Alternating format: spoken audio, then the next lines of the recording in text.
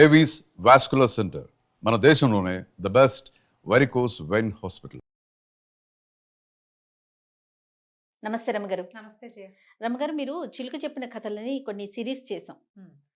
రాణిని mind clear చేయటానికి ఆ చిలక కొన్ని స్టోరీలు చెప్తా ఉన్నింది కదా, మంచి మంచి స్టోరీలు. హ్మ్. అసలు రాణి మారిందా? ఆ చిలక కథ ఏంటి? మనం చివరి చెప్పుకున్న మనోరమ కథ. ఆ, ఆవిడ చాలా పతివ్రతగా ఉండి భర్త కోసమే వేచి ఉండి చివరికి భర్తను సాధించుకుంది. దేవకన్య నుంచి భర్తను వెనక్కి తెచ్చుకోగలిగింది అమ్మవారి అనుగ్రహంతో. అయితే ఈ కథ విన్న తర్వాత ఈ అమ్మాయి మన మందారవల్లిలో ఒక రకమైన మార్పు వచ్చింది. ఏమిటి అసలు భర్త ఉన్నాడో పోయాడో ఏదైనా అయిపోయాడేమో తెలియకుండా కూడా ఆ అమ్మాయి వేచి ఉంటే ఊరెళ్ళాడు వస్తాడని తెలిసి నేను ఈ పని చేయటం ఏమిటి అనిపించింది. వాడు లేచకపోయాడు, కనపడలేదు, చచ్చిపోయాడో ఎక్కడ లేచిపోయాడో తెలియదు.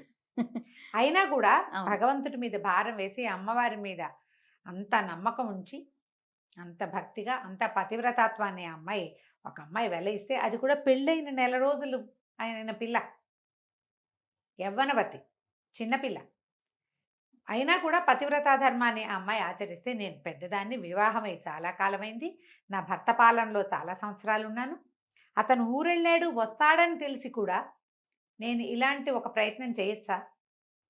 తప్పు కదా. ఓ చిన్నపిల్లకున్న బుద్ధి జ్ఞానం నాకు లేకపోవటం ఏమిటని ఆ చిలకని కావలిచ్చుకుని, నీ వల్ల నాకు బుద్ధి వచ్చింది, నేను ఇంకా ఇలాంటి ప్రయత్నం చెయ్యను అని చెప్పి అలంకరించుకుని ఉంది కదా, రోజు అలంకారం చేసుకునేది కదా. ఈ ఆఖరి కథ విన్న నాటి రాత్రి మొత్తం నగలన్నీ ఊడదీసి పక్కన పెట్టి రాత్రిపూట పడుకోవడానికి వీలయ్యే మెత్తటి బట్ట కట్టుకుని పడుకుని నిద్రపోయింది. తర్వాత ఇంకా బయటికి వెళ్ళే ప్రయత్నం చేయాల. కొన్ని రోజులకి ఆ వాణికి శ్రేష్ఠుడు, ఈ అమ్మాయి భర్త మందారవల్లి భర్త అయినటువంటి వ్యాపారస్తుడు ఊరి నుంచి వచ్చాడు. వచ్చి చిలుకను పలకరించి భార్యను పలకరిస్తే ఆవిడ చెప్పింది, నేను దారి తప్పిపోయేదాన్ని, ఈ చిలుక వల్లే నేను దారిలో ఉన్నాను, నాకెన్నో మంచి విషయాలు చెప్పి నన్ను రాజుగారి దగ్గరికి వెళ్ళనివ్వకుండా ఆపింది. కన్ఫ్యూజ్ చేసింది అనమాట. మనం ఏం చేస్తాం మామూలుగా, ఇలాంటిది ఏదైనా పొరపాటు జరిగితే మాట్లాడకుండా ఊరుకుంటాం, అతనికి తెలియదు కదా చెప్పకపోయినా. కానీ ఈ అమ్మాయి అట్లా చేయలే, చెప్పేసింది, నేను ఇలా చేయవలసింది, ఇలా చేయాలనుకున్నా, అలా చేసేసేదాన్ని. ఈ చిలుకే నువ్వు ఎందుకు తీసుకొచ్చావో దీనికి తెలీదు, కేవలం నా జీవితాన్ని, నా పాతివ్రత్యాన్ని రక్షించడానికి, మన జీవితాలు కాపాడడానికే ఈ చిలక వచ్చింది మన ఇంట్లోకి అని చెప్పేశారు కల్లా ఈ వ్యాపారస్తుడు కూడా చిలకని పరిపరి విధాలుగా పొగిడాడు. నీ వల్ల నా వ్యాపారము వృద్ధి అయింది, నా సంసారం కూడా బాగుపడింది, ఏదో శాపగ్రస్తుడైన ఏ గంధర్వుడివో నువ్వు, ఇన్ని విషయాలు మాట్లాడిన వాడివి, నీ సొంత సంగతి కూడా నాకు చెప్పచ్చు కదా అంటే, చిలక ఏం చెప్పిందంటే, చెప్పడానికే ఉంది, ఉజ్జయినిని పరిపాలించే విక్రమార్కుణ్ణి నేను, చిలుక విక్రమార్కుణ్ణి. నాకు భట్టి, నా తమ్ముడు మంత్రి అయినటువంటి భట్టి, మా ఇద్దరికీ కూడా ఏమంటారు, శరీరాలు మార్చుకునే విద్య, పరకాయ ప్రవేశ విద్య తెలుసు. భేతాళుడు మాకు కాపుగా ఉండేవాడు, మేము ఎక్కడికైనా వెళ్ళినప్పుడు పరకాయ ప్రవేశం చేసేవాడు. అయితే వీరాచారిని ఒక కంసాలి మాతో ఉండేవాడు, నన్ను చాలా సేవించేవాడు, నాకు ఎన్నో రకాల ఆభరణాలు తయారు చేసేవాడు, నాతో పాటే ఉండేవాడు. ప్రభు మీకు అష్టాదశ విద్యలు వచ్చు, నాకు పరకాయ ప్రవేశం నేర్పించండి నేర్పించండి అని నా వెంబడబడి ఎప్పుడూ అడిగేవాడు. అడిగితే నా తమ్ముడైన భట్టి, మంత్రి కదా ఆయన తెలివిగా, చిన్నవాడు, వీడి జాతి చిన్నది, అంత శక్తి కలిగిన వాడు కాదు, పైగా వీడికి ఏంటంటే లోభం ఉండే అవకాశం ఉంది, వీడికి చిన్న బతుకు వాడిది, ఇలాంటివి చెప్పకూడదు, అవి దేశక్షేమానికి ప్రజాక్షేమానికి ప్రపంచాని కోసం ఉపయోగపడదు అలాంటి విద్య, వాడు సొంతానికి వాడుకుంటాడు, స్వార్థానికి వాడకూడదు. పరకాయ ప్రవేశము అవన్నీ కూడా ఏంటిది, విద్యలు మహావిద్యల్లో ఒకటి, అది ఏదైనా దేశ సంక్షేమం కోసం చేయాల్సిందే తప్పిస్తే పరోపకారం కోసం చేయాలి, స్వార్థానికి వాడకూడదు. వీడికి అంత శక్తి లేనివాడు, వీడికి చెప్పద్దన్నాడు. కానీ నన్ను పరిపరి విధాల ప్రార్థించడంతో నేను వాడికి పరకాయ ప్రవేశ విద్య నేర్పించాను, ఉపదేశించాను. నాతో పాటే ఉండేవాడు. కొంతకాలానికి నేను దేశాటన వెళ్ళవలసిన సమయం ఆసన్నమైంది. అయితే అప్పుడు భట్టికి కొంచెం రాజ్యంలో అవసరం ఉండి అతను ఉండిపోయాడు. ఒక 6 నెలలు నేను, ఒక 6 నెలలు తను వెళ్దాం అనుకున్నాం. మొదట 6 నెలలు నేను నేను వెళ్ళిన తర్వాత ఏమైంది, ఒక అడవిలోకి వెళ్ళాం, నాతో పాటు వీరాచారి సహాయంగా వచ్చాడు. ఎవరో ఒకళ్ళు వస్తారు కదా, అందుకని సహాయంగా వీరాచారి వచ్చాడు.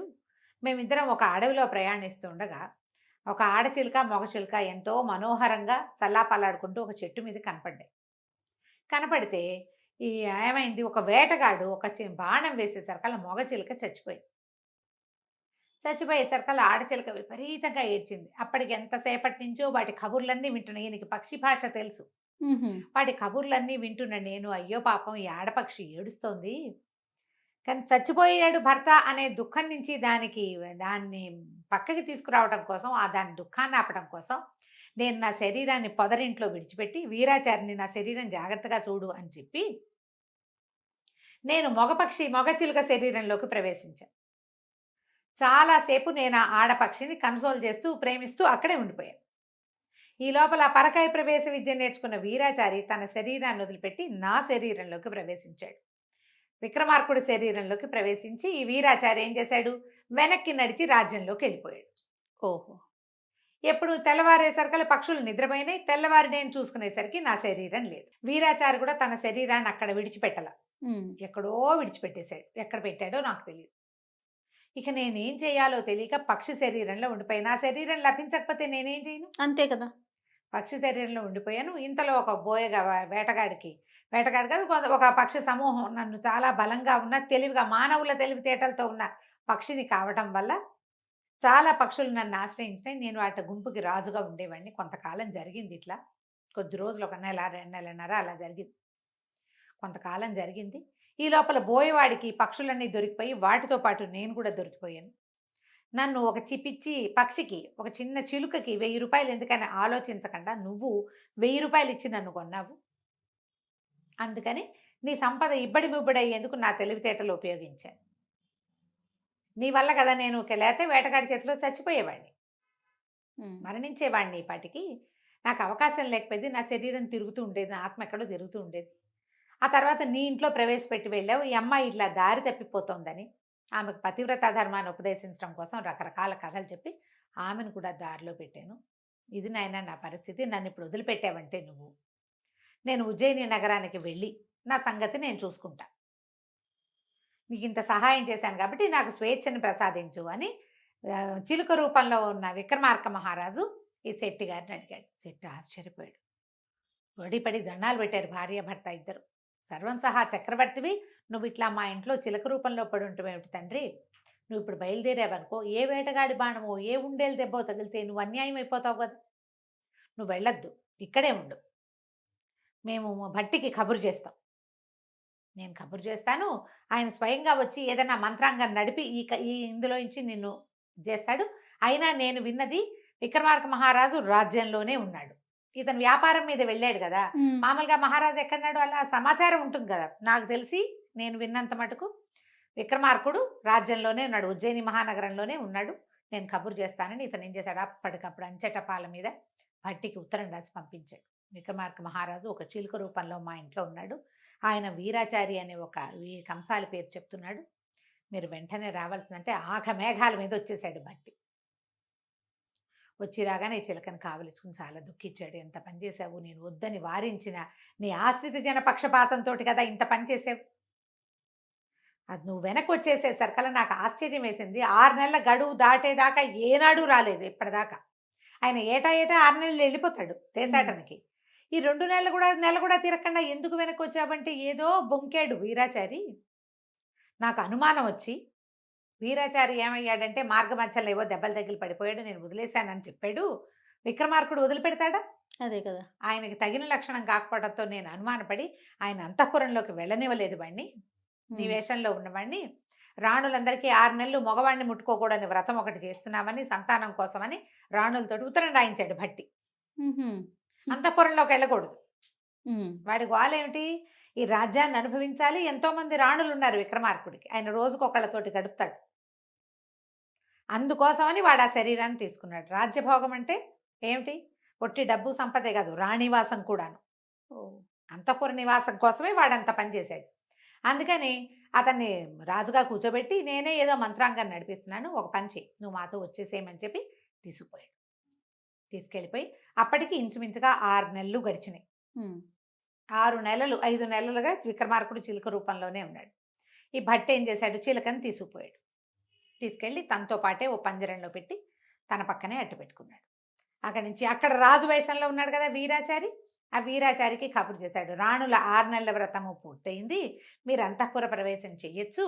అయితే ఒక చిన్న వేడుక జరిపి రాణుల అంతఃపురంలోకి మీరు ప్రవేశించవచ్చు అంటే సరే ఈయన రెడీ అయిపోయాడు ఈ వీరాచారి విక్రమార్కుడు రూపంలో ఉన్నవాడు. తప్పకుండా నేను సిద్ధంగా ఉన్నాను, మీరు ఏదంటే అదేనన్నాడు. ఏదంటే అదంటే సాయంకాలం అన్ని పూజలు గీజలు వ్యవహారాలు చేశారు, చాలా బోళ్ళంతా పూజ చేశారు, లక్ష్మీ పూజ అవి ఇవి విష్ణు పూజ చేశారు. రాజుగారిది ఒక గొర్రెపోతు, రాణులది ఒక గొర్రెపోతు. ఈ 2 గొర్రెపోతులు ఫైట్ చేసుకోవాలి. గొర్రెపోతుల పందెం మన వేడుక అని చెప్పారు. రాణుల తరఫున మంచి బలిష్టమైన దిట్టమైన గొర్రెపోతును ఒకదాన్ని తెచ్చారు. రాజుగారి తరఫున సామాన్యమైంది పోట్లాట అలవాటు లేని ఒక గొర్రెపోతును పెట్టారు. అక్కడి నుంచి ఏమైంది, ఇవాళ గనక రాజుగారు గెలిస్తే 5 రాణులు ఆయనతో స్పెండ్ చేస్తారు అని పెట్టుకున్నారు పందెం. అక్కడి నుంచి 2 గొర్రెపోతుల్ని ఉసుగొల్పారు. రాణుల ఇది గొర్రెపోతు పోటీలకు అలవాటు పడ్డది, మంచి దిట్టగా ఉంది. అది ఒక దెబ్బ కొడితే అవతల మనిషి అయినా సరే చచ్చిపోవాల్సిందే. అక్కడి నుంచి రాజుగారి గొర్రెపోతుని వేరే లెవెల్లో కుమ్మేసింది. అది రాజుగారి గొర్రెపోతు చచ్చిపోయింది. చచ్చిపోగానే వీరాచారికి వాడికి ఒక రాణి చాలదు, 5 రాణులు ఒక్కసారే కావాలంది, ఆశపాతకుడు వాడు. వాడేం చేశాడు, చటుక్కన తన శరీరం వదిలి గొర్రెపోతు శరీరంలోకి ప్రవేశించాడు. వాళ్ళు పరకాయ ప్రవేశ విద్య అదే కదా, కళ్ళు మూసుకుంటే ఈ మంత్రం చదివితే ఈ జీవాత్మ వెళ్ళిపోయి ఇంకొక శరీరంలో ప్రవేశిస్తుంది. ఈ గొర్రెపోతు శరీరంలో ప్రవేశించి గొర్రెపోతుని నిలబెట్టాడు. నుంచుని యుద్ధానికి మళ్ళీ బయలుదేరంగానే ఈయన ఏం చేశాడు, విక్రమార్కుడికి చిటికేశాడు రెడీ అని. బట్టి చిటికేయగానే విక్రమార్కుడు మంత్రం చదువుకుని చీలిక శరీరాన్ని పంజరంలో వదిలిపెట్టి తన శరీరంలోకి ప్రవేశించాడు. ఇప్పుడు వీరాచారికి శరీరం ఏది లేదు. అక్కడి నుంచి భట్టి ఇంతకుముందు ఏం చేశాడంటే, విక్రమార్కుడు ఏ దారి వెంబడి వెళ్ళాడో అంతా కనుక్కున్నాడు. వీరాచారి శరీరం ఎక్కడ దాచిపెట్టబడిందో అక్కడ వీరాచారి శరీరాన్ని ఛిద్రం చేయించేశాడు. వాడికి శరీరం లేదు. ఇక్కడ తను చంపేస్తుంటే పారిపోయి తన ఒరిజినల్ శరీరం ఒకచోట దాచిపెట్టుకొచ్చాడు, ఔషధాలు పూసి. అది లేకుండా చేశాడు. శరీరం లేదు, వీడు ఎక్కడికి వెళ్తాడు, ఇంకో డెడ్ బాడీ కనబడాలి, వాళ్ళకి వెతకాలి దానికోసం. ఆ శరీరాన్ని కవర్ చేసేశారు. ఇక్కడేమో గొర్రె శరీరంతో మిగిలాడు. శరీరం లేక అందులో గింజుకుంటున్నాడు వాడు. అక్కడి నుంచి పట్టేశారు. రాజుగారు చక్కగా నార్మల్ అయిపోయాడు. రాణులందరం చూసి చిరునవ్వు నవ్వాడు. పోటీ పూర్తయిపోయింది. ఎవరికీ తెలీదు ఏం జరిగిందో, ఎవరికీ తెలియదు. అక్కడి నుంచి పట్టన్నాడు, దీన్ని వేసేయండి అని చెప్పి ఆ బలహీనంగా ఉన్న గొర్రెపోతు శరీరంలో ఉన్న వీరస్వామిని చంపేశారు. విక్రమార్క మహారాజు తన స్వశరీరంతో తన రాజ్యంలో కులాసాగా మళ్ళీ రాజ్యం చేసుకుంటూ ఉన్నాడు. కథ కంచికి మనం ఇంటికి. భలే ఉంది రమ్మగారు, చాలా ట్విస్ట్ ఉంది. కానీ మంచి మంచి కథలు చెప్పిందండి చిలుకు మాత్రం. మంచి కథలు చెప్పింది, ఆలోచింపచేసే కథలు. ఇంకా ఉన్నాయండి లేకపోతే మీరు? ఉన్నాయి, నాకు దొరికిన పుస్తకంలో కొన్ని ఉన్నాయి. దీనికి ఒరిజినల్ పెద్ద బుక్ ఒకటి ఉంది, దొరకలేదు. ఇంకా పుస్తకం కోసం వెతుకుతున్నా, దొరికితే అందులోంచి కొన్ని కథలు మళ్ళీ తీసుకుందాం. రైట్, నమస్తే. నమస్తే.